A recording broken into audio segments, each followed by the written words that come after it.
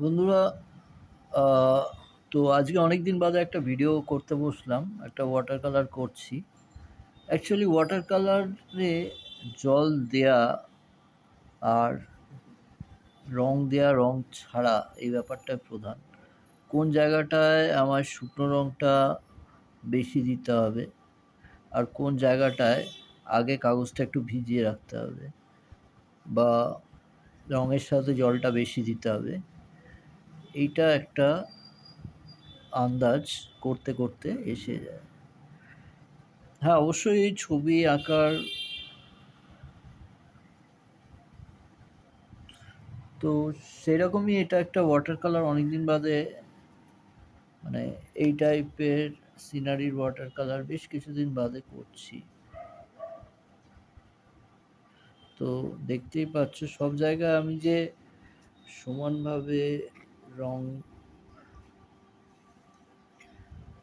অনেকটাই আঁকা হয়ে গেছে। কোনো জায়গা একটা মেষ শাবক তার একটা মানে তার বাচ্চাদের আছে, ছাগলগুলোকে নিয়ে চড়াতে চড়াতে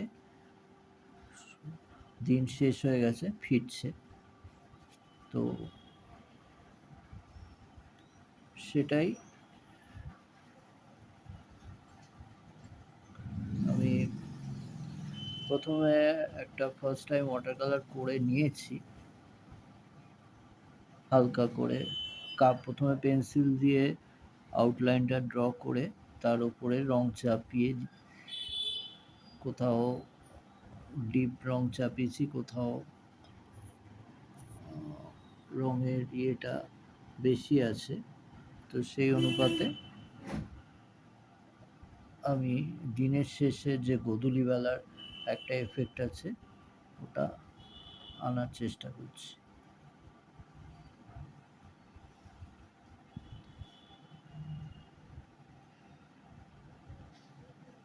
এইখানে দেখছো তোমরা যে গাছগুলো, সে গাছগুলোকে হালকা করে, মানে জল রঙের যে জায়গাটা খানিকটা শুকিয়ে যাওয়ার পর সেই গাছগুলো একটু ডিপ রঙের মাধ্যমে দিয়ে দিচ্ছি, যাতে গাছগুলো সে গোধূলিতে ভালো করে বোঝা যায়।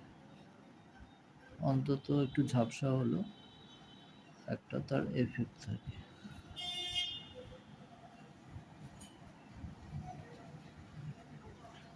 তো বন্ধুরা, এইভাবে তোমরা যদি নিজেরা বাড়িতে যারা ওয়াটার কালার ভালোবাসো তারা করতে পারো। আর যদি গাইডলাইন্স লাগে